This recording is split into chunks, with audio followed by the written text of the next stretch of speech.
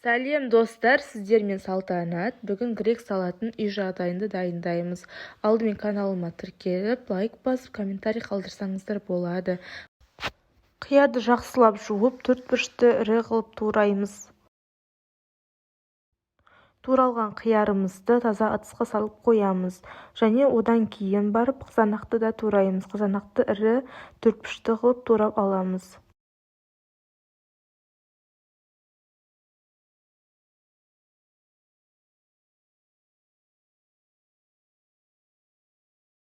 Қызанақ турап болған соң сиырымызды тураймыз.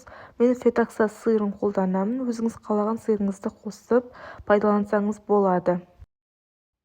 Дәмін және сәнін келтіру үшін көкжуаны пайдаланамын. Көкжуанды сақтап турап қосамыз.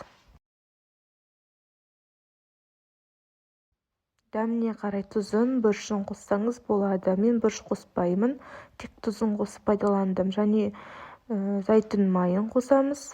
Және жақсылап турап араластырамыз.